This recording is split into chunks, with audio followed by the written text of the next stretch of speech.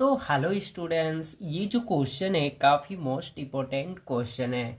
तो स्टूडेंट्स, ये जो क्वेश्चन है एक्सरसाइज 12.2 का क्वेश्चन नंबर 2 है।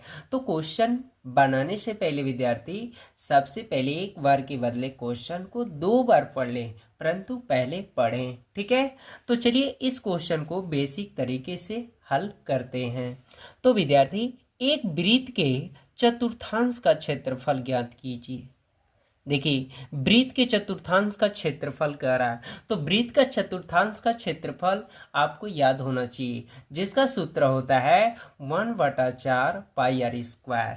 ठीक है, जिसकी परिधि 22 सेंटीमीटर है। यानी किसकी परिधि दिया है, देखिए कोमा दिए यहाँ पर, तो वृत्त की परिधि दिया है। ठीक है, कितना दिया है, 22 सेंटीमीटर। तो ये जो वृत्त की है, तो इस वृत्त की परिधि जो दिया है 22। तो विद्यार्थी, ये वृत्त की परिधि कितना दिया है, 22 सेंटीमीटर।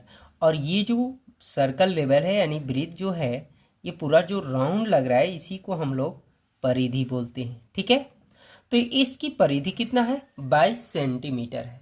ठीक है, तो यहाँ पर ध्यान रखना है कि वृत्त के चतुर्थांश, तो देखिए एक्स अक्ष और वाई अक्ष में भी चतुर्थांश होता है, जिसको ग्राफ लेवल बनाया जाता है। ठीक है, और वृत्त के कोई एक भाग, यानी वृत्त के चौथाई में से, इस वृत्त के चौथाई, देखिए 1 2 3 4 चौथाई भाग है, तो वृत्त के चौथाई भाग में से कोई एक चौथाई भाग को, कोई एक भाग को क्या बोला जाता है, चतुर्थांश।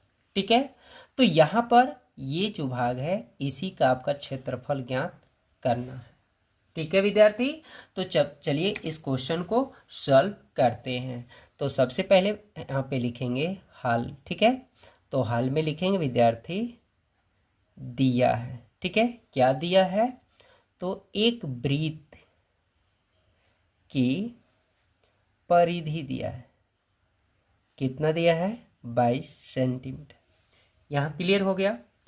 अब हमने बताया विद्यार्थी कि जिस सूत्र की चर्चा होगी, जिस सूत्र के माप दिया होगा, उसी का स्वयं सूत्र यूज करते हैं। ठीक है, यानी वृत्त की परिधि 22 सेंटीमीटर है, तो चूंकि वृत्त की परिधि बराबर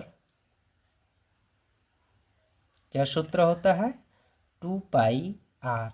तो देखिए वृत्त की परिधि कितना हुआ है, 22 दिया है, 2 पाई की वैल्यू यहाँ शो नहीं है, तो 22/7, और आर की वैल्यू नहीं है। क्लियर हो गया, गुना आर। अब देखिए ये गुना है, ऊपर ऊपर से कर लीजिए, 22 गुना 44, 44 आर बाई 7। तो देखिए यहाँ क्रॉस मल्टीप्लाई हो जाएगा, तो 44 आर बराबर विद्यार्थी गुना होगा तो 154 कहाँ चल जाएंगे, हर में, यानी भट्टा में, ये हर में जाते हैं, इंटू छिपा है। चलिए इसको कटाते विद्यार्थी, 2 से कटा लीजिए,